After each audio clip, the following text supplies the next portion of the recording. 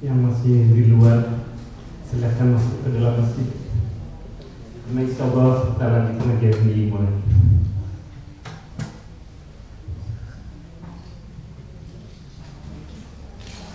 Assalamualaikum warahmatullahi wabarakatuh. Innal hamdalillah nahmaduhu wa nasta'inuhu wa nastaghfiruh wa na'udzu billahi min shururi anfusina wa min sayyiati a'malina. Man yahdihillahu fala mudilla lahu wa man yudlil fala hadiya lahu. Asyhadu an la ilaha illallah wahdahu la syarika lahu wa asyhadu anna Muhammadan abduhu wa rasuluhu alladzi la nabiyya ba'dahu. Amma ba'd. Hadirin jemaah Masjidul Falah yang dimuliakan Allah Subhanahu wa taala. Marilah kita sama-sama menyanjung puji dan syukur kehadirat Allah yang Maha Kuasa, yang mana alhamdulillah dengan kasih sayang Allah Subhanahu wa taala kita berada di tempat yang mulia ini, yaitu di masjid. Salawat serta salam semoga Allah mencurahkan kepada baginda Nabi Muhammad sallallahu alaihi wasallam, kepada keluarganya, kepada sahabatnya, serta sampai kepada kematian yang kiamat. Mudah-mudahan kita mendapat salawat kedudukan dengan jasa Allah. Hadirin jemaah Masjidul Falah yang dimuliakan Allah Subhanahu wa taala, untuk mengefektifkan waktu kepada Ustaz kami persilahkan.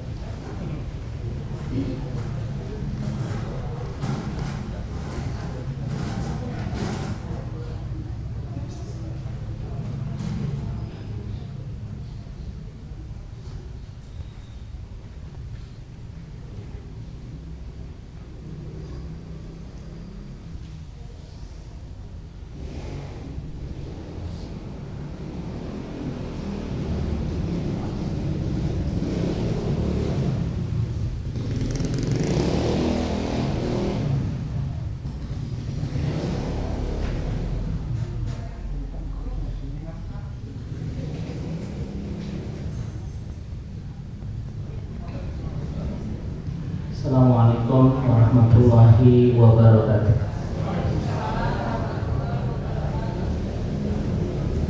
Alhamdulillahirabbil alamin. Alhamdulillahilladzi anzala sakinah fi qulubil mu'minin liyazdadu imanan ma'a imanihim. Wa asyhadu an la ilaha illallah wahdahu la syarika lah. Wa asyhadu anna Muhammadan abduhu wa rasuluh al-mab'utsu rahmatan lil alamin.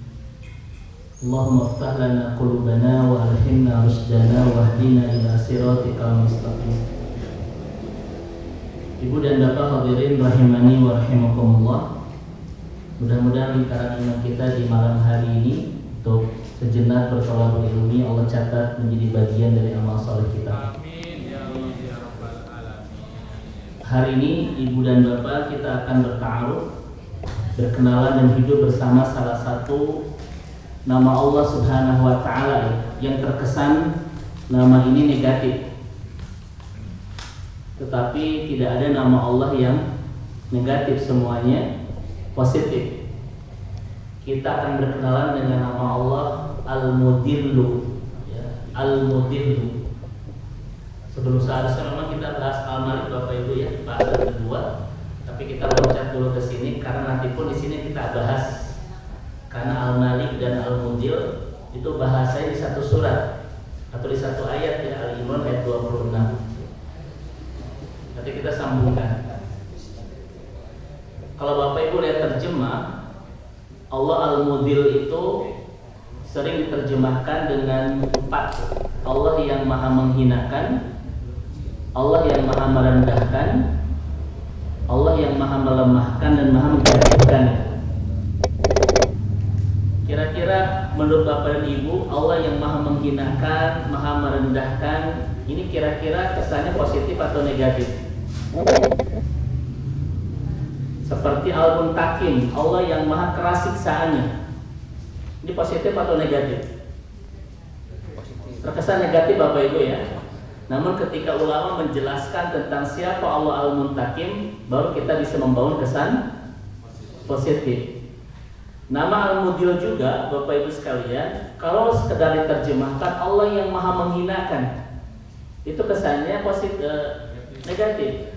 Tapi semua nama Allah itu Asmaul Husna. Apa arti husna? Baik Bapak ya, nama-nama Allah yang baik.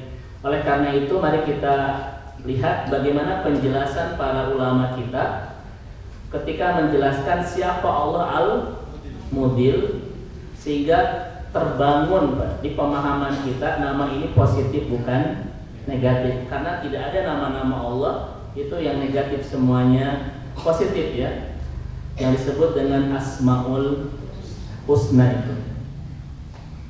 Baik Bapak Ibu dirahmati Allah Subhanahu wa taala, Allah yang merendahkan itu kata para ulama yaitu Allah yang merendahkan siapapun yang Allah kehendaki di antara hamba-hambanya, tentu saja dengan hikmah dan keadilannya. Ini secara definisi ya. Allah yang maha merendahkan dan maha menghinakan siapapun yang Allah kehendaki di antara hamba-hambanya, tentu dengan hikmah dan keadilannya. Dan bagaimana cara Allah menghinakan seorang hamba? Kata para ulama dengan 2 cara. Yang pertama, qad yakunu fid dunya. Yang kedua, qad yakunu fil akhirah. Allah menghinakan di dunia dan Allah menghinakan di akhirat. Bagaimana cara Allah itu menghinakan di dunia? Kata para ulama, Bapak Ibu sekalian, dengan kegagalan, dengan kebangkrutan, dengan musibah, dengan kefakiran. Itu cara Allah menghinakan dan merendahkan seorang hamba di mana? Di dunia. Kadang juga qad yakunu fil akhirah. Kadang Allah juga merendahkan seorang hamba di mana? Di akhirat, yaitu dengan mengadab orang-orang yang berbuat kemaksiatan dan sombong kepada Allah Subhanahu wa taala ketika di dunia. Baik Bapak Ibu sekalian ya, inilah yang disebut dengan Allah Al-Mudil. Allah yang menghinakan hamba yang dikehendakinya, tentu dengan hikmah dan keadilannya. Kadang Allah hinakan di dunia, Allah pun juga bisa menghinakan di akhirat. Bentuk penghinaan di dunia dengan kefakiran, dengan musibah, dengan kejatuhan, dengan kegagalan. Dan bentuk penghinaan di akhirat dengan azab yang Allah berikan kepada hamba-hamba yang fasik dan yang sombong kepadanya ketika di dunia. Paham Bapak Ibu ya? Mari kita lihat Bapak Ibu sekalian. Allah Al-Mudillu senantiasa dipakai dengan Al-Mu'izzu. Ya, ini tidak dua nama yang tidak bisa dipisahkan. Al-Mu'izzu, Al-Mudillu. Al-Mu'izzu Allah yang maha memuliakan, Al-Mudillu Allah yang maha menghinakan. Seakan-akan dua nama ini itu satu paket, Al-Mu'izzu dan Al-Mudillu. Al-Mu'izzu Allah yang maha memuliakan, Al-Mudillu Allah yang maha menghinakan. Mari kita lihat Bapak Ibu sekalian. Coba kita lihat di ayat ini, ketika al-mu'izzu dan al-mudillu dipakai, dan sebelumnya Allah berbicara masalah tentang al-malik, malikul mulki. A'udzu billahi minasyaitonir rajim. Qulillahumma malikal mulki tu'til mulka man tasya wa tanzi'ul mulka mimman tasya. Kemudian wa tu'izzu, ini al-mu'izz. Wa tu'izzu man tasya. Kemudian wa tudillu, ini al-mudil. Dan Allah merendahkan orang yang Allah kehendaki. Pertanyaannya, kenapa al-mudil senantiasa dipakai dengan al-mu'izz? Ya, yang sebelumnya kita berbicara masalah malikul mulki tu'til mulka man tasya wa tanzi'ul mulka mimman tasya. Allah memberikan kekuasaan kepada yang Allah kehendaki. Allah pun mencabut kekuasaan dari orang yang Allah kehendaki. Allah memuliakan kemudian menghinakan. Ulama memberikan dua penjelasan Bapak Ibu sekalian. Kenapa al-mudillu senantiasa dipakai dengan al-mu'izzu? Yang sebelumnya dibahas tentang tu'til mulka man tasya wa tanzi'ul mulka mimman tasya. Bapak Ibu dirahmati Allah, sudah kita sampaikan di awal. Dan ini adalah penjelasan pertama. Ketika Allah memberikan kekuasaan, belum tentu tanda pemuliaan. Dan ketika Allah mencabut kekuasaan, belum tentu tanda penghinaan. Kadang Allah itu memberikan kekuasaan untuk menghinakan, dan Allah pun mencabut kekuasaan untuk memuliakan. Nah, itu Bapak Ibu sekalian. Jadi orang yang saat ini memiliki kekuasaan itu belum tentu tanda pemuliaan dari Allah. Bahkan ketika orang dicabut kekuasaannya, belum tentu itu tanda penghinaan dari Allah. Kadang Allah itu Bapak Ibu memberikan kekuasaan untuk menghinakannya dan mencabut kekuasaan untuk memuliakannya. Ini harus kita pahami di surah Ali Imran ayat 26. Coba kita lihat Bapak Ibu sekalian, Fir'aun misalnya. Allah memberikan kekuasaan untuk semakin menghinakannya, untuk semakin memperluas kemaksiatan, kezalimannya. Betul tidak Bapak Ibu sekalian? Nah, itu cara Allah Subhanahu wa taala. Kekuasaan belum tentu tanda sebuah kemuliaan. Bahkan kita sering melihat ada orang yang semakin diperbesar kekuasaannya, semakin ditampakkan kehinaannya. Siapa tadi Bu namanya? Fir'aun itu. Fokus ke sini. Tahu nama-nama sekalian. Belum tentu Bapak. Kan kita sudah sampaikan kepada Bapak Ibu sekalian tentang Allah itu mencintai seorang hamba dan melupakan seorang hamba. Mencintai itu puncak kebahagiaan, melupakan puncak penderitaan Bapak Ibu. Maka tidak ada puncak kebahagiaan dalam kehidupan seorang hamba kecuali dicintai Allah. Dan tidak ada penderitaan yang paling mendalam dari seorang hamba kecuali dilupakan Allah. Dan di dalam Al-Quran, dalam hadis Nabi, nanti ada orang-orang yang dilupakan di dunia dan dilupakan kelak di akhirat. Ya kan Bapak Ibu sekalian?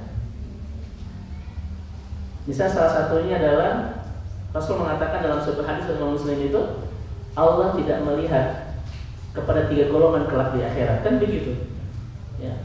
Tapi kita tidak akan bahas ini. Bapak Ibu coba kita lihat, tidak ada puncak kebahagiaan seorang hamba kecuali dicintai Allah. Dan tidak ada puncak penderitaan seorang hamba kecuali dilupakan Allah. Apa bentuk Allah mencintai seorang hamba? Kadang Allah ambil dunianya untuk menyelamatkan masa depan akhiratnya.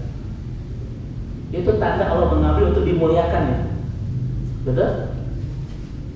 Artinya Bapak Ibu sekalian, Al-Mu'izzu Al-Mudillu yang dipaketkan dengan Malikul Mulki itu memberikan sebuah penjelasan. Yang pertama, kadang Allah itu mencabut kekuasaan seorang hamba di dunia untuk memuliakan kehidupannya dan menyelamatkan masa depan akhiratnya. Itu tanda apa tadi Bapak Ibu? Tanda cinta Bapak Ibu. Makanya kalau Bapak Ibu sekarang Pak kehilangan sebagian dunia, tetapi makin punya waktu menyelamatkan masa depan akhirat, itu tanda cinta Bapak Ibu sekalian. Itu tanda cinta Pak. Allah ambil sebagian kesehatan kita untuk semakin menikmatkan ibadah kita. Itu tanda cinta Bapak Ibu sekalian. Nah, kita harus bahagia ya. Betul nggak Bapak Ibu sekalian? Karena itu tanda. Sekarang yang paling membuat kita derita apa? Ketika Allah melupakan. Bagaimana cara Allah melupakan seorang hamba? Al-An'am ayat 44. Allah buka pintu-pintu dunianya. Betul? Yang sering kita sebut dengan istidraj. Kenapa Allah membuka pintu-pintu dunia bagi hamba yang dilupakannya untuk menutup pintu-pintu akhiratnya? Karena ketika seorang hamba semakin disibukkan dengan dunianya, itu tanda Allah semakin ingin tidak punya waktu dia mengurus masa depan akhiratnya. Itu tanda Allah merupakan seorang hamba Bapak Ibu sekalian. Tong dibalik Bapak dan Ibu. Ketika kita diambil sebagian dunia, oh Allah sedang menghinakan aku. Ketika kita diberlimpahkan dunia, oh Allah sedang memuliakan aku. Hok dua-duanya itu. Bukan kalau sampaikan itu dalam Al-Quran di surat Al-Fajr itu kan? Ketika orang diberlimpahkan dunianya, dia mengatakan fayaqulu rabbi akramah. Oh Allah sedang memuliakan aku. Ketika Allah persempit dunianya, dia mengatakan fayaqulu rabbi ahanan. Allah sedang menghinakan aku. Apa kata Allah? Kalla, dua-duanya hoax itu. Dua-duanya nggak benar itu. Kalau ada di antara kita, Bapak Ibu sekalian, diambil sebagian dunianya untuk semakin menikmatkan ketaatannya, untuk semakin selamatkan masa depan akhirat, itu tanda cinta loh, harus bahagia.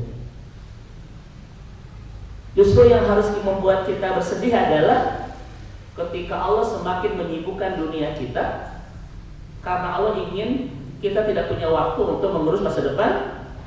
Itu sumber kesedihan Bapak Ibu sekalian.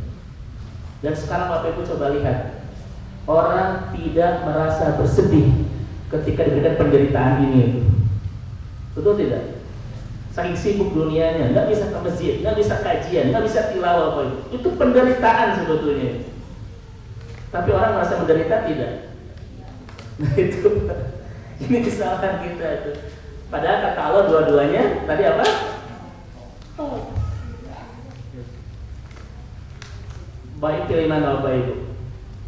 Diberi dunia untuk semakin dihinakan, diambil dunia untuk semakin dimuliakan. Pilih mana? Pilih mana? Pilih nomor 3 Pak Haji, betul Pak Haji ya. Diberi dunia untuk, dan kelihatan Bapak Ibu di sini semuanya nomor 3 ini. Itu Bapak Ibu sekalian. Makanya sekarang itu kelihatan Bapak Ibu banyak orang yang istidraj oleh Allah itu. Allah betul-betul saat ini sedang banyak menampakkan istidraj dalam kehidupan kita. Dia semakin sibuk dengan dunianya sampai tidak punya waktu mengurus masa depan akhiratnya. Coba Bapak Ibu apa kata Allah dalam Al-Quran? Wa tuhibbunal ajilah wa tadarunal akhirah. Kalau orang sudah melekat dengan dunia, pasti menggampangkan urusan akhirat. Kalau hati orang sudah melekat dengan dunia, pasti mengentengkan, menggampangkan, dan tidak pentingkan urusan akhirat. Dan Allah sudah sampai itu dalam Al-Quran. Ada nggak orang Pak ketika ke masjid dan tidak ke masjid tidak menjadi persoalan? Ada tidak? Ada nggak orang nggak baca Al-Quran ataupun tidak, kayak tidak dapat musibah? Ada nggak Bapak Ibu sekalian? Itu namanya tuhibbunal ajilah. Orang-orang yang dibuka dunianya karena Allah ingin menutup masa depan akhirat. Itu penderitaan Bapak Ibu. Tapi kebanyakan kita tidak merasa menderita. Happy, Bapak Ibu sekalian. Padahal itu penderitaan itu. Itu penderitaan Bapak Ibu sekalian. Karena musibah, apa kata para ulama itu? Akbarul iqab, hukuman terbesar Allah untuk kemaksiatan kita adalah apa? Apa Ibu sekalian? Sudah kita sampaikan? Akbarul iqab, hukuman terbesar Allah di dunia untuk kemaksiatan kita apa? Allah buka pintu-pintu dunia. Itu hukuman terbesar Bapak Ibu. Kalau seseorang bermaksiat, diberikan musibah dalam kehidupannya, kenapa ini tidak disebut dengan hukuman terbesar? Kenapa? Karena ketika dia mendapatkan musibah, dia senantiasa punya momentum untuk kembali kepada Allah. Tapi kalau orang berbuat maksiat, dibuka pintu-pintu dunianya, kenapa disebut hukuman terbesar? Karena ketika itu dia sama sekali tidak punya momentum untuk kembali kepada, semakin disibukkan dengan Bapak Ibu. Kelihatan ya, terasa nggak saat ini Allah banyak mengistidraj kehidupan ya? Allah angkat seseorang semakin dihinakannya. Allah berikan seseorang kekuasaan Pak untuk semakin perlihatkan kezalimannya, untuk semakin diperlihatkan kejahatannya, untuk semakin diperlihatkan apa tadi, kemaksiatannya. Kelihatan nggak Bapak Ibu? Istidraj itu Bapak Ibu. Maka istidraj itu Bapak Ibu bukan Allah sedang ingin mengangkat seseorang, tetapi semakin ingin menjatuhkan di tempat yang paling tinggi, dan itu sangat menyakitkan. Nanti akan kita bahas Bapak Ibu sekalian. Nah ini yang pertama Bapak Ibu ya, diberi kekuasaan belum tentu tanda sebuah pemuliaan, dan dicabut kekuasaan belum tentu tanda sebuah penghinaan. Kadang Allah memberi kekuasaan untuk semakin menghinakannya, dicabut kekuasaan untuk semakin memuliakannya. Dan kita melihat banyak fakta, banyak orang-orang yang semakin kehilangan kekuasaannya, semakin mulia kehidupannya, dan semakin terjaga masa depan akhiratnya. Bapak Ibu dirahmati, ini tongkat tidak dari Bapak Ibu, oleh kekuasaan yang membawa kita terjerumus ke dalam api neraka itu.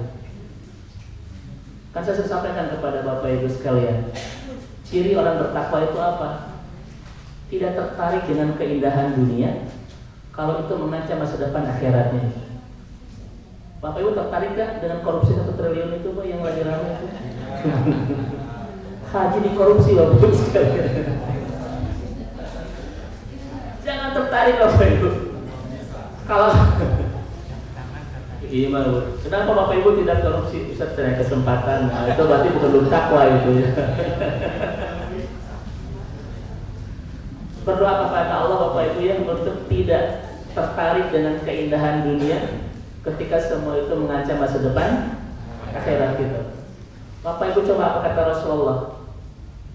Setiap umat itu punya fitnahnya, dan fitnah umat Nabi Muhammad itu adalah masalah harta.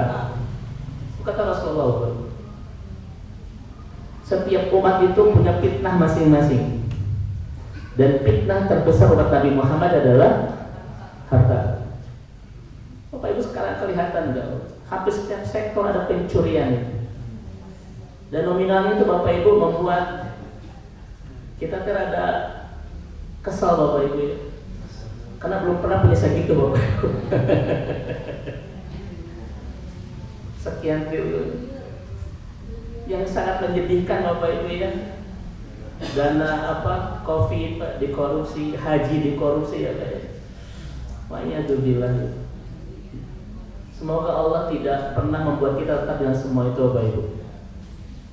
Kalau Allah mencintai seorang hamba kan bentuknya Allah mengeruhkan dunianya.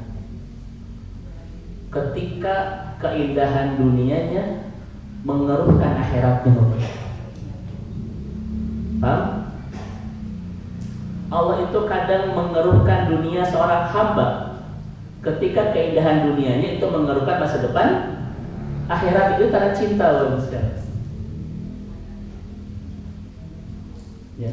Makanya ketika keindahan dunia kita Pak, itu mengeruhkan masa depan akhirat kita, Allah langsung keruhkan dunia kita itu untuk mengindahkan akhirat kita. Itu tanda cinta Bapak Ibu sekalian.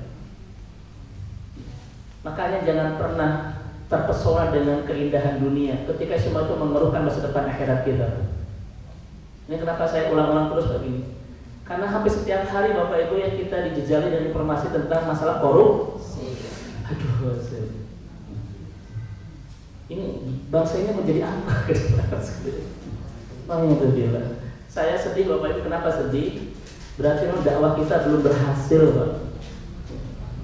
Dakwah kita yang sudah kita bangun berbelas tahun, berpuluh tahun ini seakan-akan belum berhasil ya Pak ya. Di mana sektor-sektor sangat penting di negara kita itu ternyata Bapak Ibu di sana banyak kebocoran-kebocoran yang dilakukan oleh orang-orang yang mungkin saya yakin berantakan agamanya itu. Ya, wahya billah. Ini Bapak Ibu jadi efek loh Pak. Efeknya apa? Secara masif banyak orang yang tidak mau membayar pajak Bapak Ibu sekalian. Ini serba membingungkan ini. Saya kan banyak diskusi dengan banyak jamaah Bapak Ibu. Ustaz yang non bayar pajak jadi pauk ya Bapak Ibu. Jadi begitu sekalian. Sementara kalau kita tidak bayar pajak, bagaimana nanti pembangunan Bapak Ibu dawayahnya di negara kita? Memang dan semuanya dari pajak. Kalau saya tidak bicara pajak dalam konteks Islam ya Pak ya. Karena ini nanti perdebatan ulama sangat panjang sekali. Ini double Kak, bayar pajak, bayar zakat. Sampai-sampai ada seorang ustaz menyerukan, udah umat Islam fokus ke pajak saja ke zakat saja atau ke pajak Bapak Ibu. Karena kalau zakat pengelolaannya bisa menenteramkan perasaan kita, sementara kalau zakat kalau pajak membuat kita jadi segera kayak pauk. Baik itu bila Bapak Ibu ya. Baik, ini menjadi perhatian bersama. Semoga dengan semua ini membuat kita semakin mengeratkan ikat pinggang kita untuk terus menggelorakan semangat dakwah Bapak Ibu. Ya, karena saya curiga ini gara-gara dakwah kita yang belum berhasil. Ya seperti itu. Mari nanti kita ke depan hantarkan orang-orang yang duduk di parlemen-parlemen itu Pak, orang-orang yang sudah terbina keimanannya, terbina keislamannya, terbina akhlaknya, terbina ke akidahnya, agar betul-betul diisi oleh orang-orang yang takut kepada Allah Subhanahu wa Ta'ala. Kita doakan Bapak Ibu sekalian ya, semoga Allah menjaga pemimpin kita yang saat ini istiqomah dalam kebaikan. Jadi hanya ngebahas eta Bapak Ibu abetanya. Oke, kita kembali ke sini sekalian. Nah itu yang pertama Bapak Ibu sekalian ya. Jadi Bapak Ibu, saya ulang kembali ya.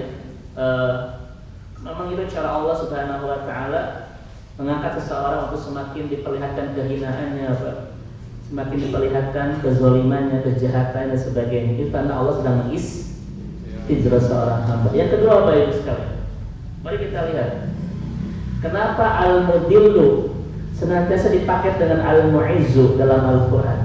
Maha memuliakan, maha menghinakan. Dan kalimatnya Bapak Ibu sekalian, ketika seorang hamba itu dihinakan oleh Allah, ketika dia mendapatkan penghinaan dari Allah di kehidupan dunianya, kemudian itu membawa dia untuk bertobat kepada Allah. Dan ketika dia bertobat, Bapak Ibu sekalian, sara azizan, kemudian dia kembali menemukan kemuliaan kehidupan. Allah ternyata Bapak Ibu menghinakan untuk membawa dia menemukan kembali. Ulang Bapak Ibu, saya ulang kembali. Ada orang yang dihinakan oleh Allah, dan ketika Allah hinakan kehidupannya, ternyata cara dia untuk bisa bertobat kepada Allah. Ketika dia bertobat dan istiqomah dan pertobatannya sara azizan, dia kembali menemukan kemuliaan. Ternyata Allah menghinakan untuk membawa kita menemukan kembali kemuliaan. Itulah kenapa al-mudilu dipakai dengan al-mu'izzu. Ya seperti itu. Makanya Bapak Ibu, kira-kira al-mudilu ini positif atau negatif? Allah menghinakan untuk membuat seorang hamba menemukan kembali kemuliaan. Positif atau negatif? Baik. Kita lihat Bapak Ibu sekalian. Ulama memberikan 3 penjelasan siapa Allah al-mudillu itu. Penjelasan pertama adalah idlalul insan di dunia. Allah menghinakan manusia di dunia. Berupa apa? Diberikan kegagalan, diberikan kekecewaan, diberikan kejatuhan, diberikan penderitaan. Mungkin di antara kita pun pernah mengalami situasi seperti ini, Bapak Ibu ya. Ternyata semua itu, Bapak Ibu, itu cara Allah untuk mengembalikan kita ke ukuran kita yang sebenarnya. Saya tanya kepada Bapak Ibu sekalian, kalau Allah menghinakan kita Pak dengan kekecewaan, dengan kegagalan, dengan penderitaan, dengan dengan tadi apa? Kejatuhan, kehilangan. Itu kan cara Allah mengembalikan kita ke ukuran sebenarnya. Pertanyaan saya, memang ukuran kita itu apa, Bapak Ibu? Allah ingin mengembalikan kita ke ukuran kita yang sebenarnya. Emang ukuran kita itu apa? Bapak ukurannya Pak 42 atau 40 hiji Pak sepatu?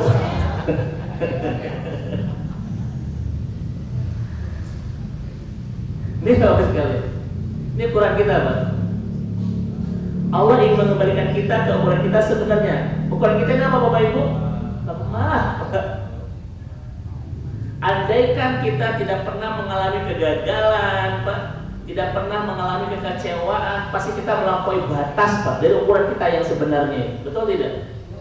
Coba Fir'aun bilang apa, Pak? Ketika dia diberikan ke lapangan terus, kekuasaan, kesuksesan, dia bilang apa, Pak Haji? Itu melampaui batas tidak? Itu manusia, Pak. Makanya Allah mengatakan kalla innal insana layak kok, manusia itu sering melampaui batas. Kapan? Ar-ra'ahus. Nah itu sekali. Makanya Allah itu kadang membuat kita kecewa, membuat kita gagal, membuat kita jatuh, untuk mengembalikan kita ke ukuran sebenarnya. Kita ini lemah, Bapak Ibu. Betul ya? Andaikan kita tidak pernah Allah hinakan dengan kekecewaan dan lain sebagainya, maka setiap kita pasti akan melampaui ukuran kita yang sebenarnya. Lihat Fir'aun, aku Tuhan. Itu pelampauan batas yang sangat ekstrim itu. Aku Tuhan yang paling tinggi. Bapak Ibu, Qarun bilang apa? Kalau Fir'aun mengatakan Anna rabbukumul a'la, Qarun bilang apa? Semua keberhasilan ini, kekuasaan ini berkat kecerdasanku. Itu melampaui batas tidak, Pak? Itu kalau orang sukses terus, Bapak Ibu. Kalau orang lapang terus, kalau orang berhasil terus, begitu akan melampaui batas. Qarun mengatakan kekuasaanku ini berkat kecerdasanku. Makanya kalau Bapak Ibu ada yang sering mengatakan demikian, Pak, mengembalikan semua kekuasaan, keberhasilan ke diri, itu namanya Qarun Gen Z itu, Bapak Ibu. Kan kita suka begitu, Bapak Ibu ya. Ibu kenapa suami itu sukses atau suami saya mah ular? Itu Qarun, Bapak Ibu sekalian. Ibu kenapa kelihatan soleha atau saya tahajud siang malam? Qarun itu. Kenapa orang melampaui batas? Memang ketika tidak pernah dihinakan, Bapak Ibu sekalian. Makanya kan saya sampaikan kepada Bapak Ibu sekalian, Allah memberikan kesempitan agar kita tidak, Allah memberikan kelapangan agar kita tidak terus-terusan dalam kesempitan, dan Allah memberikan kesempitan agar kita tidak terlena dengan kelapangan. Poin pertamanya apa tadi? Allah memberikan kelapangan agar kita tidak terus-terusan dalam kesempitan. Itu sesuai dengan ayat Allah, innamal usri yusra. Bahkan kata Nabi, sesungguhnya kesulitan itu dibersamai kemudahan. Bahkan kata Rasul di hadis Muslim, ketika kesulitan itu Pak masuk ke dalam lubang, kemudahan pun akan mengikutinya. Kemudian setelah itu, kemudahan akan melemparkan kesulitan itu dari lubang. Yang tersisa apa berarti? Yang tersisa apa, Bu? Saya ulang lagi, kalau wongi memang harus diulang-ulang ya Bu ya. Itu rada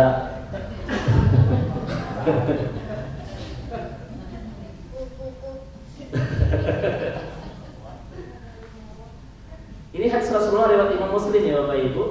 Saking Allah itu membersamakan kesulitan itu dengan kemudahan, kata Nabi, ketika kesulitan itu masuk ke dalam lubang, kemudahan pun akan mengikutinya. Dan setelah itu kelapangan akan melemparkan kesulitan itu. Artinya mengeluarkan dari lubang. Pertanyaannya, yang tersisa dalam lubang itu apa? Makanya tidak ada kesulitan yang terus menerus Pak, nggak ada itu. Pasti akan berganti dengan kemudahan. Itu hadis Nabi itu. Makanya Allah memberikan kelapangan agar orang tidak terus-terusan dalam.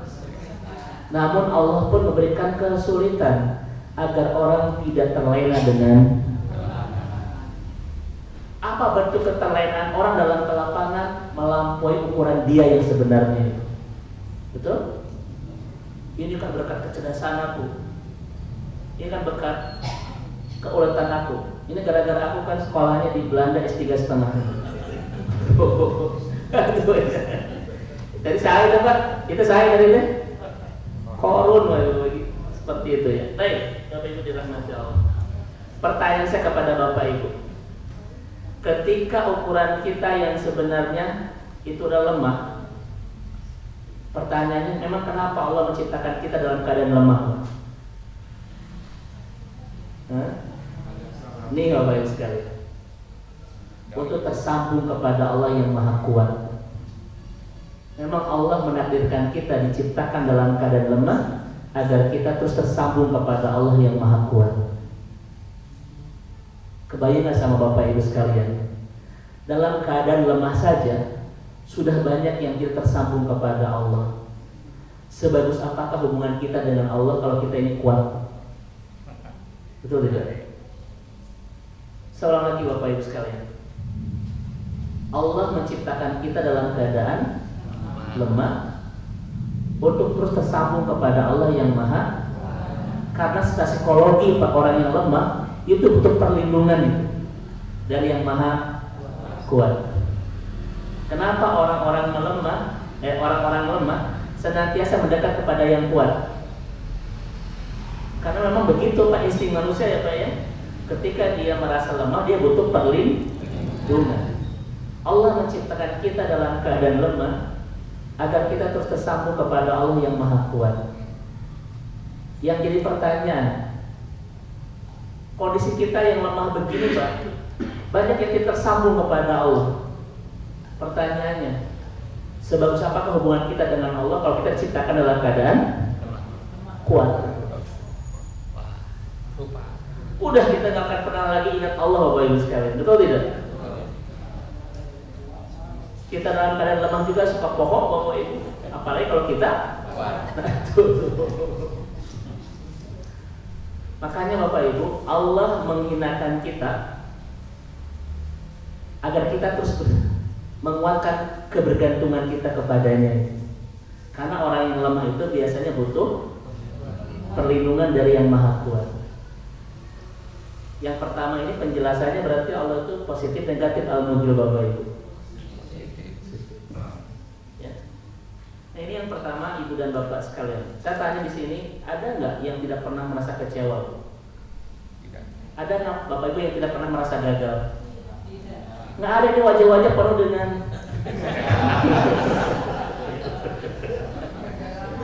kekecewaan, kegagalan.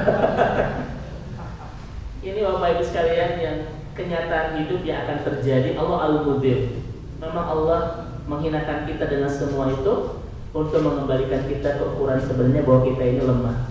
Dan ketika kita merasa lemah, pasti akan bagus Pak kebergantungan kepada Allah yang Maha Kuat itu. Ya. Bersandarnya, berpasrahnya, bergantungnya Pak, kita akan semakin kuat. Berarti al-Mudir itu baik. Allah menghinakan kita untuk semakin menguatkan kebergantungan kita kepada Allah. Kalau manusia kuat Bapak Ibu, tidak pernah gagal, tidak pernah kecewa, tidak pernah terluka, tidak pernah musibah. Kebayang Bapak Ibu, bagaimana hubungan dia dengan Allah? Oh ya, mungkin dia sudah melupakan Allah di dalam kehidupannya, betul? Karena dia merasa tanpa Allah pun dia bisa. Itu bentuk kesombongan yang sangat hina di mata Allah Subhanahu wa taala. Ini yang pertama Bapak Ibu sekalian.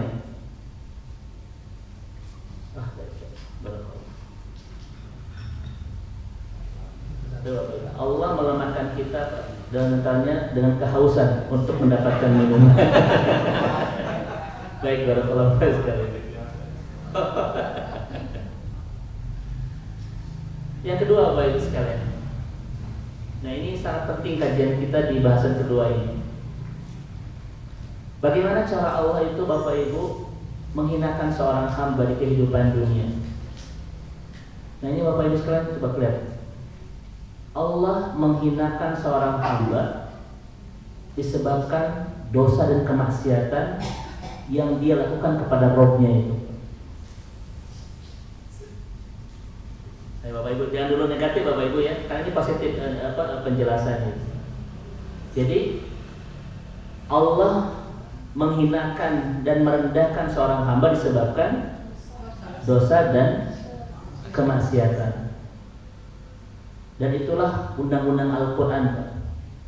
Semua kehinaan, kejatuhan manusia di kehidupan ini penyebabnya satu, yaitu maksiatullah, bermaksiat kepada Allah. Maka siapapun yang melakukan kemaksiatan, dia sedang merencanakan untuk mendapatkan kejatuhan, kehinaan, kerendahan. Dan itu adalah undang-undang Al-Quran. Dr. Samuel Jazuli dalam tesis doktornya, ini salah satu ulama kita yang sudah almarhum ya Pak, dia ahli tafsir dan memang S3-nya di Madinah yang tidak salah, itu dia mengambil tafsir. Tesis doktornya itu terkait dengan al-hayatu fil Quran, kehidupan di dalam Al-Quran. Dan diantara poin yang dia sampaikan adalah salah satu sunnatullah dalam kehidupan kita yang dibahas dalam Al-Quran adalah semua bentuk kejatuhan hidup itu disebabkan satu, yaitu maksiat. Ini tesis seorang dokter Bapak Ibu sekalian. Kenapa Adam itu dijatuhkan ke bumi? Maksiat. Kenapa iblis itu diusir dari surga? Maksiat. Kenapa Fir'aun pada tenggelamkan di Laut Merah? Maksiat. Kenapa Korun dibenamkan di bumi? Ini satu atau 4 contoh dari ribuan contoh bahwa satu-satunya penyebab kejatuhan kehidupan itu adalah maksiat. Boleh jadi Bapak Ibu saat ini kita mendapatkan kejatuhan dalam hidup ini, boleh jadi itulah penyebabnya kemaksiatan kita kepada Allah. Nah begitu. Tapi jangan dulu negatif Bapak Ibu sekalian. Mari kita lihat kembali. Ibu dan Bapak yang dirahmati Allah Subhanahu wa ta'ala. Pertanyaannya Bapak Ibu, kenapa Allah itu menjatuhkan orang-orang yang bermaksiat kepadanya?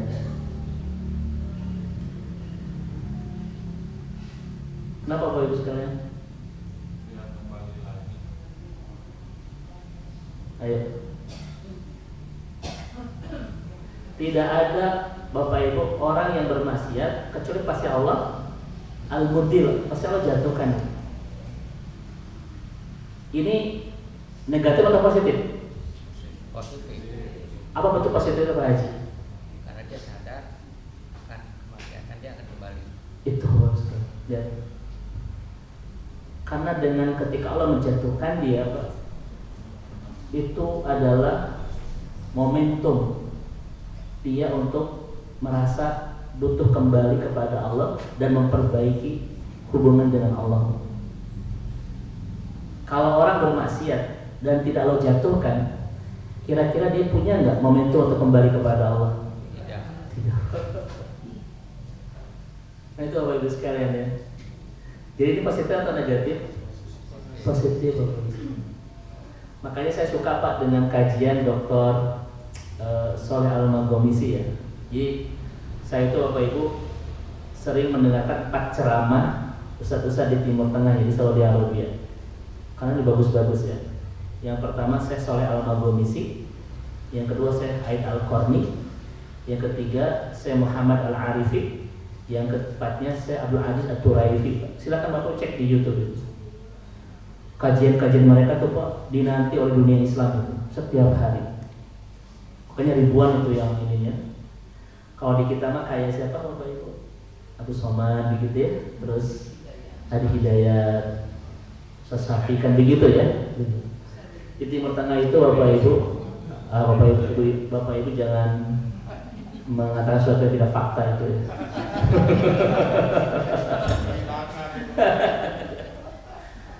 Bapak Ibu ini lengkap ya kajian ini. Silakan Bapak Ibu nikmati kajian Pak Ustadz ini lengkap Pak untuk semua kebutuhan kita dalam masalah akidah dan lain sebagainya. Satu, Syekh Sholeh Al-Maghamisi. Ini dia kajiannya Pak Akidah Tazkiyatun Nafs itu. Bagus sekali. Syekh Sholeh Al-Maghamisi. Dia dulu pernah menjadi imam besar di Masjid Kuba yang dilengsarkan oleh kerajaan gara-gara pernah mengomentari kebijakan pemerintah. Itu langsung dilengsarkan. Yang kedua adalah Syekh Aid Al-Qarni yang pernah ke Filipina ditembak 6 peluru tapi tidak meninggal ya, dan pernah nulis buku La Tahzan yang sangat terkenal. La Tahzan. Syekh Aid Al-Qarni, kajian-kajiannya bagus. Yang ketiga, Bapak Ibu, Syekh Muhammad Al-Arifi. Dia dokter ya, semua dokter ya. Itu juga bagus, sangat dinanti oleh dunia Islam. Dan terakhir, yang membuat kitab terbaru beliau tentang tafsir ahkam, Syekh Abdul Aziz At-Turaifi. Ini pun sempat dipenjara karena pernah menyinggung salah satu kebijakan pemerintah di Saudi. Silakan Ibu dengerin Pak Ustadz ini Bu, itu pasti akan banyak sedihnya itu, karena terkehati itu Bu ya. Itu ngebahas tahun. Tapi Pak itu nikmat sekali kalau kita mendengarkan Pak Ustadz ini Bapak sekarang ya. Kan ada apa orang itu Pak, enak ceramahnya tapi nggak ada ilmunya. Nggak ngerti. Ada gitu Pak ya. Itu ceramahnya bagus Pak, tapi tak ada ilmuwan. Ada yang ilmunya bagus tapi tak enak kan ceramahnya gitu. Kan kita suka begitu Bapak Ibu ya. Ayah nu enakeun Pak ceramahna, eueuh eusian. Kita naon mau dicatat Bagi orang-orang yang sudah senang ilmu, usaha kayak gini itu tidak laku Bapak Ibu ya. Karena apa yang bisa dicatat begitu. Ada juga Pak yang ilmunya bagus tapi tak enak kan ceramahna. Bawaannya teh Pak punduh aja gitu. Nah, Pak Ustadz ini Pak itu lengkap. Ilmunya bagus, retorikanya pun indah. Ya. Tapi memang syaratnya Bapak Ibu harus sudah bisa dulu bahasa. Itu Bapak Ibu nikmat. Ya. Makanya di DKM nanti ada pelajaran bahasa Arab Pak Haji. Ada ya? Alhamdulillah kalau begitu Bapak Ibu. Nanti mah Bapak Ibu nggak usah ada ceramah usah siapa lah udah gitu. Begitu ya.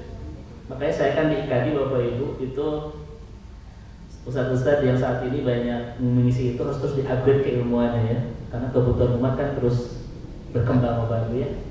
Terus banyak hal yang harus terus di-upgrade dari keilmuan para asatidz kita ya. Bagaimana caranya Bapak Ibu support dengan kitab-kitab itu? Ya. Support Bapak Ibu, misalnya kita punya harta Bapak Ibu, sok support ustadz-ustadz kita dengan kitab-kitab gitu. Karena kan keilmuan mereka dari sana Bapak Ibu ya. Seperti kemarin Bapak Ibu saya harus bin imah itu, saya punya kitab Syekh Qardawi 110 jilid gitu ya. Itu biaya itu harganya itu 40 juta Bapak Ibu. Itu 110 jilid. Itu harganya 40 juta lebih. Nah itu semua keilmuan Bapak Ibu sekalian ya. Makanya biar asatidz kita itu bobot keilmuannya terus terupgrade, kita siapkan gudang-gudang keilmuan itu. Kita bisa beli kitab ini, nanti kaji di masjid Nurul dan seterusnya begitu. Ya. Baik Bapak Ibu kita lanjutkan. Apa kata Syekh Sholeh Al-Maghamisi Pak? Ini indah sekali kalimat beliau. Innallaha idza ahaba 'abdan yankasiru qalbahu wa huwa fi tariqihi ila Allah. Kalau Allah sudah mencintai seorang hamba, Allah lukai kehidupannya. Karena dengan itu dia akan berlari untuk mendekat kepadanya. Nah itu harus. Kalau Allah mencintai seorang hamba, Allah lukai kehidupannya. Dengan demikian dia pasti akan berlari untuk mendekat kepadanya. Dan ternyata tabiat manusia itu ketika terluka, dia mencari kesembuhan ke siapa? Kepada Allah. Makanya Allah jatuhkan orang-orang bermaksiat agar dia kembali kepada Allah untuk bertobat dan lain seterusnya. Setelah itu Shara azizah, dia kembali meraih kemuliaan. Nah itu apa itu sekali. Jadi nama ini positif atau negatif? Positif. Yang jadi masalah Bapak Ibu sekalian, saya sampaikan kembali berulang-ulang. Semua kisah-kisah kemaksiatan di Al-Quran tentang umat-umat terdahulu semuanya sudah habis, Pak. Satu yang tersisa, Bani Israel. Betul Bapak Ibu ya? Kaum Nabi Soleh, kaum Nabi Samud, kaum Nabi Ad, semua sudah habis semuanya. Allah jatuhkan semuanya gara-gara kemaksiatan. Kenapa Bani Israel sampai hari ini ada? Padahal mereka di puncak kemaksiatan kepada Allah, membunuh Nabi dan lain sebagainya. Kenapa? Masih ada itu, Pak. Supaya Allah mencintai. Ini Bani Israel itu Bapak Ibu apa itu ini produk purba Bapak Ibu. Karena ini kisah tentang umat di dalam Al-Quran, tetapi masih ada di kehidupan saat ini kan. Ya. Sementara umat-umat yang bermaksiat kepada Allah yang lain itu sudah dibinasakan Bapak Ibu. Makanya tidak ada Pak Haji sebuah kemaksiatan yang akan terus apa? Hitung ada semua Allah selesaikan Bapak Ibu. Coba lihat ayat ini Bapak Ibu sekalian. Tidak ada kezaliman yang tidak Allah selesaikan Bapak Ibu. Semua pasti Allah selesaikan, nggak ada yang tidak Allah selesaikan. Ustaz, kenapa sekarang banyak kezaliman yang masih ada? Bukan tidak Allah akan selesaikan, Pak. Tapi kadang usia kita yang tidak cukup melihat kezaliman itu jatuh itu. Betul tidak? Kalau Bapak Ibu meyakini ada kezaliman yang akan terus ada, batal akidah kita. Dan kezaliman pasti pasti akan Allah jatuhkan, Pak. Ini kenapa Ustaz sekarang itu masih ada?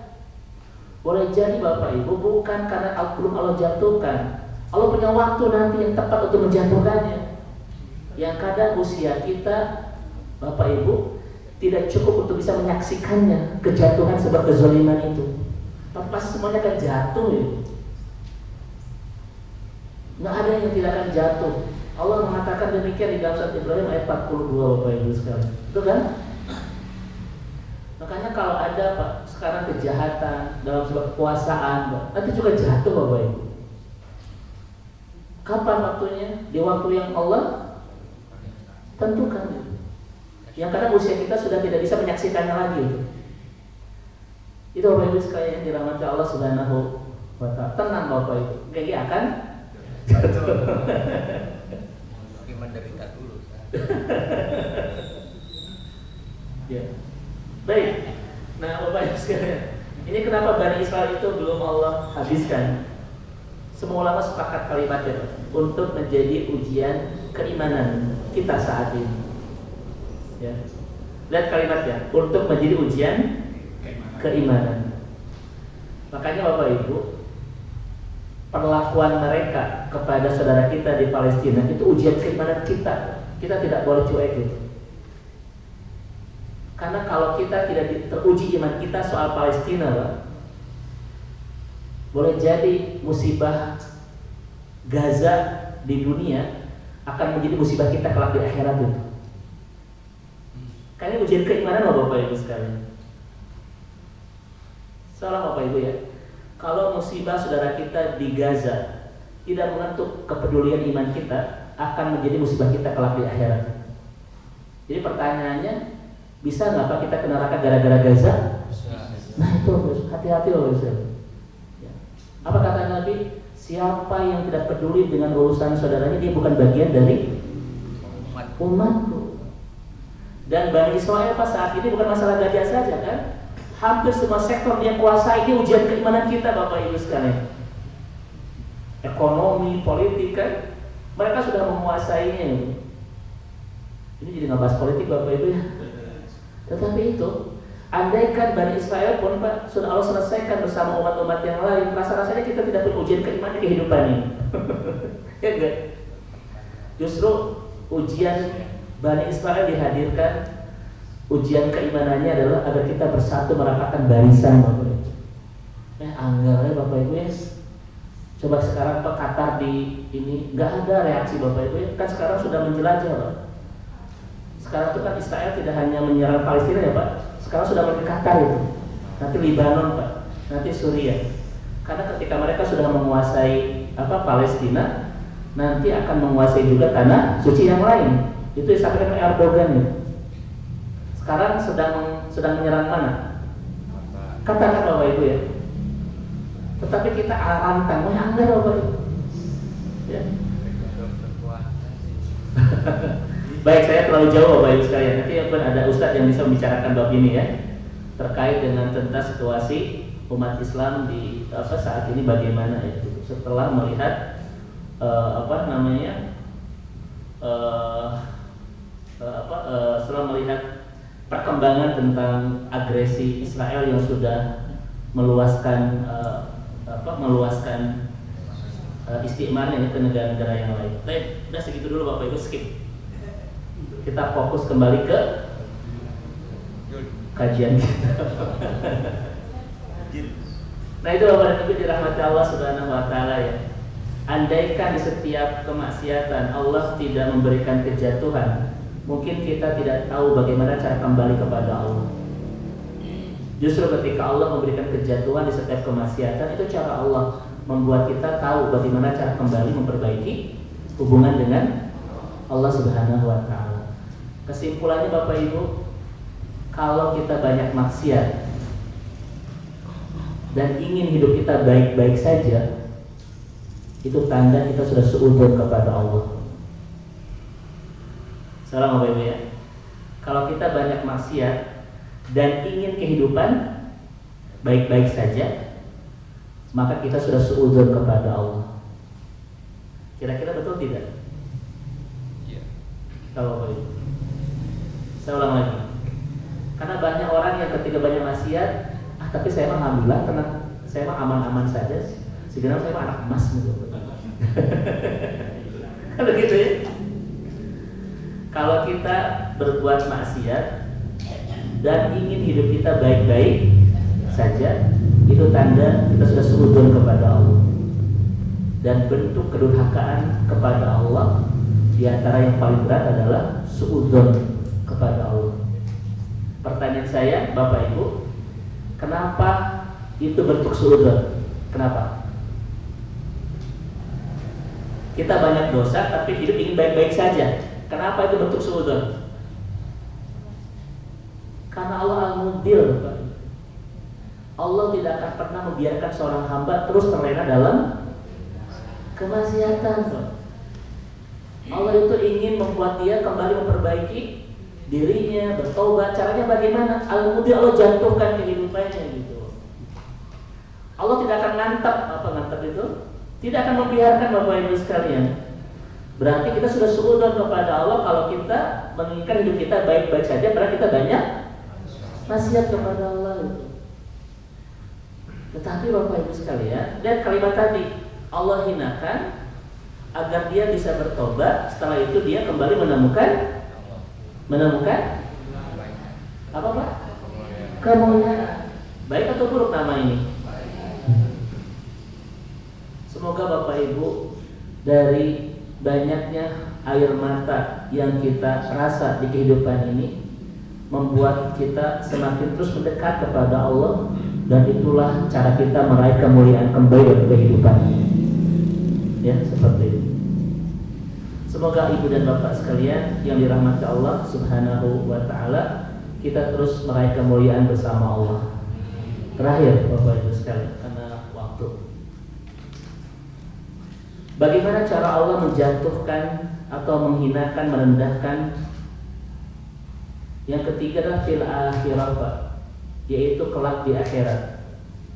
Allah menghinakan orang-orang kafir sebagai balasan atas kezalimannya, kekufurannya, dan kesombongannya kepada Allah Subhanahu wa ta'ala. Walaupun, coba lihat Bapak Ibu kalimatnya, walaupun qad ya'ishuna, walaupun mereka hidup di dunia meraih kemuliaan. Sekalian ya. Soalnya Allah menghinakan orang-orang kafir di akhirat sebagai balasan kekufurannya, kezalimannya, kesombongannya kepada Allah. Walaupun mereka di dunia meraih kemuliaan. Bapak Ibu coba lihat hadisnya. Ini hadis riwayat Imam Muslim.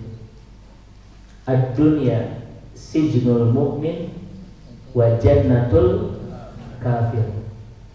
Dunia itu penjaranya orang beriman dan surganya orang. Saya tanya kepada Bapak Ibu, apa maksud hadis ini? Apa maksud hadis ini Bapak Ibu sekalian? Nabi mengatakan ad-dunya sijnul mu'mini wa jannatul kafir. Dunia itu penjaranya orang beriman dan surganya orang kafir. Maksudnya apa?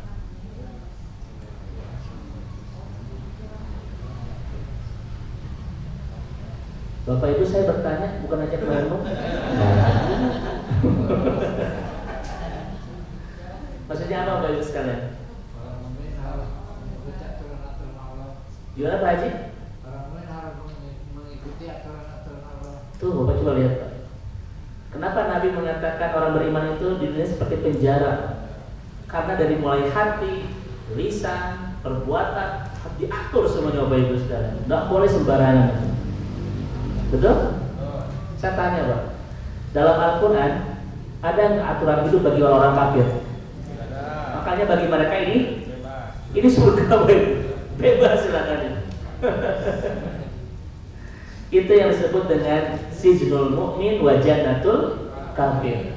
Bapak Ibu tidak akan pernah menemukan aturan hidup bagi orang-orang kafir.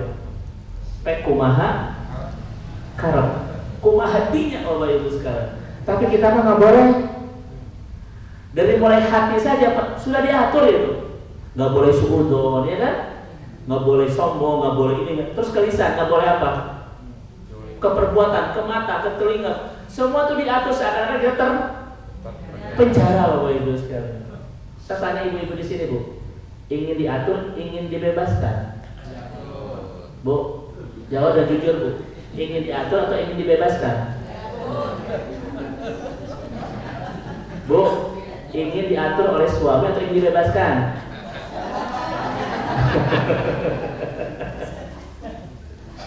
Itu Pak. Makanya kalau kita merasa orang beriman, nggak boleh kumaha kita, harus kumaha Allah Pak hidup ini. Karena dari mulai yang terdalam di perasaan kita sampai bagaimana kita bernegara diatur semuanya oleh Allah. Seakan-akan kita tidak punya kebebasan, betul tidak Pak? Inilah disebut dengan penjara Bapak Ibu. Tetapi orang-orang kafir tidak akan pernah menemukan aturan hidupnya. Bebas Bapak Ibu, silakan senang-senang kumaha karep itu. Itu kan?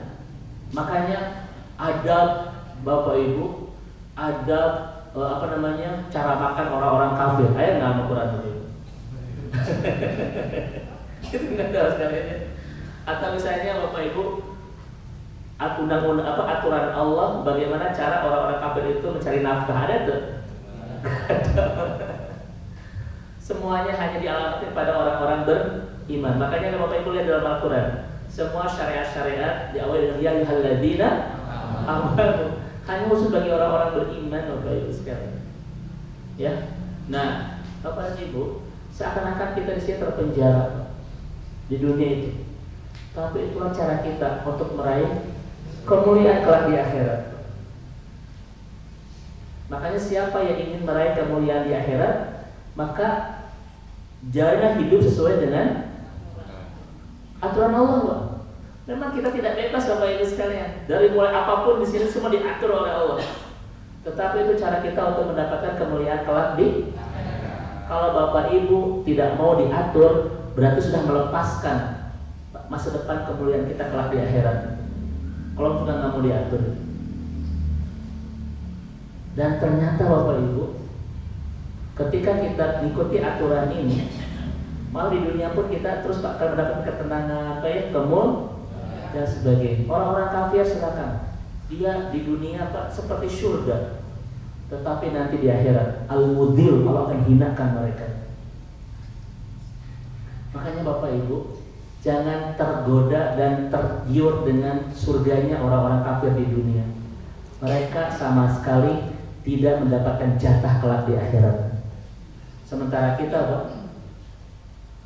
kita Bu, kan begini hadis Muslim, Allah berikan 100 rahmat, hadis Muslim. 99 Allah berikan kelak di akhirat. 1 Allah lepaskan untuk seluruh makhluknya di dunia. Berarti saat ini Bapak Ibu, kita sedang menikmati yang mana? Dibagi-bagi dengan siapa? Orang kafir, Pak. Sementara yang 99 untuk siapa? Gak usah tergoda dengan kehidupan orang-orang kafir Bapak Ibu. Mereka saat ini hanya sedang bersenang-senang dengan satu yang dikoyok Bapak Ibu. Sementara kita mendapatkan jatah 99 yang hanya akan Allah berikan kepada kita. Makanya kalau melihat orang kafir, Bapak Ibu tertarik atau karunia?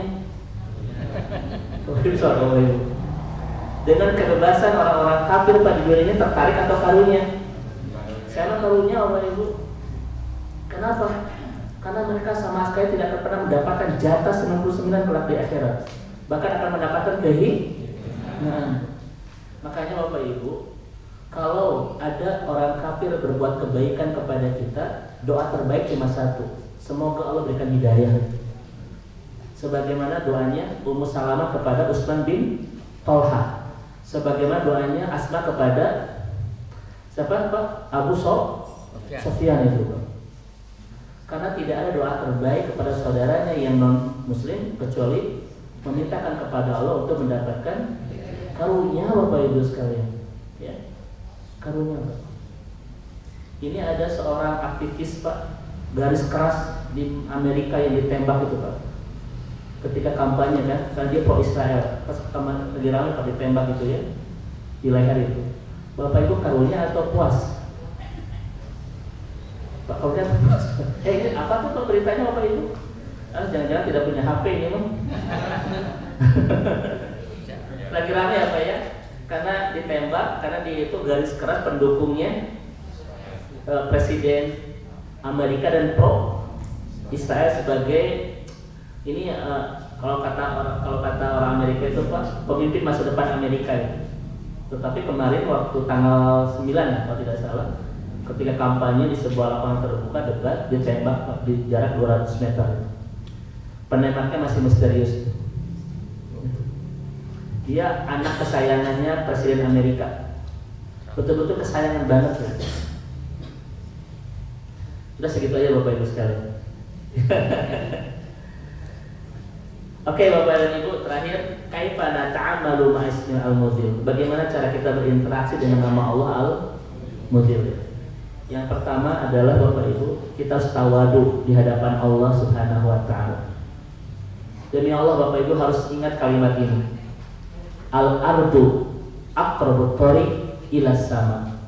Membumi itu cara terdekat kita untuk melangit Pak.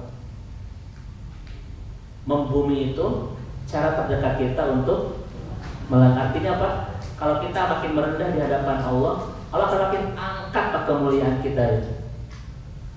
Maka kalau ingin Bapak Ibu terangkat, merendah. Karena Allah akan mengangkat kemuliaan orang-orang yang merendah. Kenapa kita harus merendah? Karena kita doain Bapak Ibu kan tadi ya. Namun kalau kita meninggi, pasti Allah akan merendahkan itu. Ini ayatnya Bapak Ibu sekalian. Allah akan hinakan orang-orang yang sombong itu. Kalau kita merendah, Allah akan meninggikan. Kalau kita meninggi, Allah akan rendahkan. Maka pelajaran terbaik adalah kalau ingin menemukan ketinggian, teruslah merendah di hadapan Allah. Karena orang-orang yang meninggi di hadapan Allah pasti Allah rendahkan. Ini ayatnya. Ini yang pertama Pak Ibu. Al-ardu aqrabut thariq ila sama. Bumi itu jalan terdekat menuju langit. Artinya kita semakin membumi, kita akan semakin menemukan ketinggian. Bapak Ibu senang yang meninggi, senang yang merendah? Apa Bapak Ibu? Hati kita senang kepada orang yang meninggi, senang kepada orang yang merendah. Maka tidak hanya Allah Pak, orang-orang beriman pun akan meninggikan orang-orang yang sering merendah. Namun sebaliknya kalau orang terus meninggi, semua hati ingin merendahkannya. Betul? Nah, begitu. Ini yang pertama Pak Ibu sekalian. Ya. Makanya Ibu dan Bapak yang dirahmati Allah Subhanahu wa taala, pelajaran terbaik dari Al-Mudil itu adalah teruslah merendah di hadapan Allah. Apa bentuk kerendahan kita di hadapan Allah? Menaati perintahnya. Karena bentuk kesombongan kepada Allah itu adalah dengan tidak menaati perintah. Yang kedua Pak Ibu sekalian adalah pelajaran yang bisa kita petik dari nama Allah Al-Mudil adalah semakin menguatkan kebergantungan kita kepada Allah. Semakin menguatkan keberpasrahan, kebersandaran, dan keberharapan kita kepada Allah. Kenapa? Karena kita lemah, butuh untuk terus berlindung dan kepada Allah yang Maha Kuat. Ya.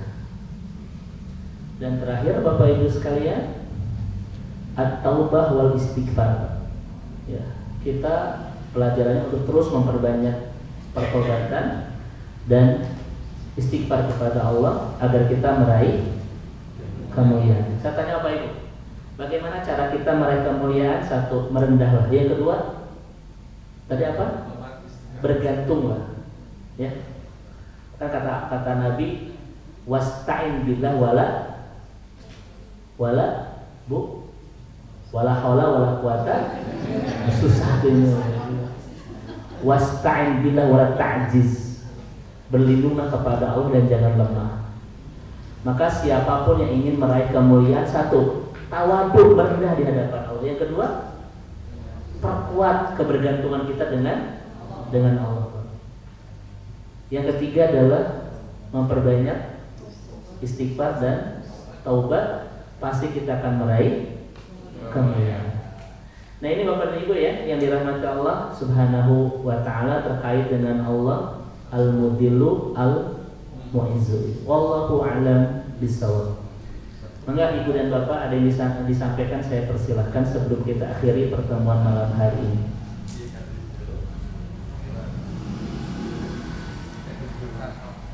Silakan Pak Haji. Fadhol. Saya bilang bahwa dengan maraknya korupsi, misalnya di pejabat korupsi di tingkat atas itu kemungkinan Jawa berapa mungkin gagal. Bagaimana? Yang saya tanyakan, ini apakah partai-partai politik atau dalam politik itu tidak mengundang ustaz ulama untuk ceramah di partai-partai politik Pak Haji ya. Baik, Bapak Ibu sekalian, ini sejarah ini panjang Pak. Kenapa kekuasaan banyak diisi oleh orang-orang bermasalah? Karena kita pernah punya statement Pak yang itu merugikan umat Islam. Apa itu? Konsep sekularisasi. Dari sana munculnya memang banyak kerugian buat kita itu. Seakan-akan orang-orang baik, seakan-akan orang-orang yang paham agama tidak boleh menyentuh kekuasaan, ya kan? Dan itu kadang Bapak Ibu diajarkan di pesantren, udah orang ngaji lah pemahaman politik kayak gitu. Itu kan bahaya dan merugikan Bapak Ibu sekalian. Kalaulah orang-orang baik, orang-orang yang paham agama itu menahan diri dan tidak masuk ke wilayah itu, lalu siapa yang akan mengisi wilayah itu? Kan begitu. Ini panjang Pak, sejak dicetuskannya konsep sekularisme oleh siapa Bu dulu tuh? Saya susah namanya itu Pak. Siapa Ustaz? Nah itu Belanda itu ya. Itu berhasil Pak. Jadi memisahkan urusan ibadah dan urusan dunia. Agama kan dibawa karena politik lah. Agama jangan dibawa ke bab-bab itu kan merugikan dan merusak Bapak Ibu. Padahal Bapak Ibu, ya ini kita sudah paham ya. Kita tidak boleh memisah-misah mana urusan dunia, mana urusan. Ini kita sudah paham. Sejak itu Pak Haji sampai sekarang masih saja itu belum bisa kita bangun kembali mindset yang benarnya. Bahkan sampai hari ini banyak ustaz yang bilang gitu di ceramah-ceramah. Gak usah orang ngurus ngaji atau nggak bahas. Itu kan bahaya menurut sekalian. Kalau orang-orang soleh yang hebat keimanannya hanya dalam urusan-urusan di masjid saja, lalu siapa yang mengisi parlemen-parlemen itu? Gitu Pak. Makanya sekarang alhamdulillah Pak, banyak partai-partai Islam yang coba untuk masuk Bapak Ibu ya. Dan itu adalah sebuah kebaikan insya Allah. Memang memang saat ini sudah saatnya Pak, parlemen itu diisi oleh orang-orang yang kuat keimanannya, hebat ketaatannya, Pak, hebat akidahnya gitu. Karena kalau mereka rusak ini semuanya, rusak negara ini. Ya kan? Bapak Ibu dulu Pak, ketika zaman Dr. Muhammad Mursi di Mesir, 580 anggota parlemen semuanya hafal Quran, Pak. Sebelum dikudeta Bapak Ibu ya oleh Abdul Fattah As-Sisi itu ya. Kebayang nggak sama Bapak Ibu? 580 anggota parlemen semuanya hafal. Wah itu. Dan mereka di bidang masing-masing yang teruji keimanannya, teruji ketaatannya. Ketika itu kita akan bermimpi di Mesir akan muncul sebuah kebangkitan Islam. Tetapi setelah 1 tahun dikudeta oleh militer kan, oleh Abdul Fattah As-Sisi itu Pak, yang menewaskan 400.000 demonstran Pak, di Robiah Adawiyah. Ini Pak, yang demo itu dibantai, yang meninggal sampai 400.000. Itu kudeta berdarah di Mesir ya, ketika menggulingkan Muhammad Mursi diganti dengan Abdul Fattah As-Sisi itu, yang sampai sekarang dia masih berkuasa itu. Artinya adalah Bapak Ibu sekalian, kita harus sudah mulai Pak mengakrabkan kajian-kajian kita dengan masalah politik, karena ini bagian dari syariat itu. Setuju nggak Bapak Ibu sekalian? Agar orang-orang yang hebat keimanannya, hebat ketaatannya, punya kualifikasi yang bagus, sekarang sudah menempati sektor-sektor penting dalam kehidupan bernegara ini. Saya sangat tidak setuju Pak kalau agama ini dipisahkan dari politik gitu. Kenapa? Karena politik bagian dari syariat. Saya sampai muncul pikus siasa, pikir politik tuh. Bagaimana umat Islam itu berpolitik. Ya. Udah segitu dulu Bapak Ibu sekalian ya. Karena ini khawatir ada sensitif, tetapi memang harus sudah mulai kita akrabkan Pak, agar nanti ke depan ibu-ibu ya yang mengisi parlemen itu adalah anak-anak kita yang hafid Quran, yang akidahnya keren, ibadahnya luar biasa seperti itu. Wallahu a'lam bishawab. Itu mungkin Pak Haji. Yang lain Mas sebelum kita akhiri, maka Bapak Ibu. Ini sistem yang sudah baku di Indonesia, karena yang tahun 2014 sampai 19 itu kalau sekarang itu 573 anggota parlemen, itu hanya 10 apa 15 yang mempertahankan nilai-nilai Islam. Itu 14-19. Yang sekarang ini mah buka saja, yang 25 ini 25 sampai sekarang ini itu adalah orang-orang yang terkenal ya, bangsa artis maaf katanya. Jadi bagaimana kalau yang duduk perlapan itu orang-orang yang demikian tidak paham? Iya, itu sudah tradisi Nabi ya Pak ya. Jadi nanti orang-orang bodoh akan mengurusi masalah-masalah hajat manusia, ya, wabid itu kan. Dan itu adalah tradisi Nabi SAW. Tapi bukan berarti kita, memang sudah bukan begitu maksudnya Pak ya. Yang kita harus perbaiki. Artinya kita tidak akan selesai bahas ini Pak Haji, karena masalah banyak di mana-mana ya. Salah satunya itu kualifikasi anggota parlemen kita ya. Tentu saja ini membutuhkan kajian ulang kita. Tapi dalam konteks kita Bapak Ibu sekarang itu adalah, yuk mari kita solehkan diri kita, solehkan keluarga kita Bapak Ibu ya, solehkan masyarakat kita begitu. Semoga dari sini akan lahir nanti pemimpin-pemimpin yang lahir dari kesolehan yang kita bina ini ya. Karena kalau kita terus yang bukan, mohon maaf Bapak Ibu ya, memang harus sudah mulai action kita untuk kembali memaksimalkan dakwah kita di keluarga ya, dakwah kita di masyarakat haji. Karena nanti dari masyarakat yang tumbuh dalam kesolehan nanti akan membangun sebuah tata negara yang baik dan lain sebagainya. Dan tidak mungkin negara kita baik Bapak Ibu sekalian kalau tidak diisi oleh keluarga, masyarakat yang baik ya. Nah seperti itu. Apa yang Pak Haji sampaikan memang itu salah satu prediksi Nabi, bahwa nanti di akhir zaman orang-orang bodoh akan mengurusi hajat manusia, kan begitu. Dan itu prediksi Rasulullah SAW. Sekarang sudah mulai terbukti Bapak Ibu ya. Tetapi bukan kita mencari pembenaran, justru kita harus betul-betul mengevaluasi, bermuhasabah, dan bagaimana cara kita bisa memperbaiki segalanya. Seperti itu Pak Haji ya. Mohon maaf, Allahu a'lam bishawab. Yang kedua Ustaz, Ya. ini baru membahas masalah muzillu. Iya. Belum muizzu. Muizzunya mungkin nanti di bahasan selanjutnya. Bulan depan. Bulan depan. Ya. Jadi kita merendahkan dulu, nanti ada 3 cara, 4 malah, bagaimana cara Allah memuliakan seorang hamba itu. Itu nanti di pertemuan berikutnya insya Allah. Karena kalau dibahas hari ini khawatirnya terlalu panjang. Bapak Ibu itu dulu mungkin, karena sudah jam 9 ya, walaupun kita kajian 1 jam 15 menit tadi ya, atau 20 menit, mudah-mudahan ada ilmu, ada kebaikan yang bisa kita petik bersama-sama insya Allah. Mudah-mudahan Bapak Ibu terus istiqomah dalam ketaatan. Semoga ini menjadi cara terbaik kita untuk menemukan kematian yang husnul khotimah. Kita akhiri sama-sama dengan mengucap kalimat hamdalah.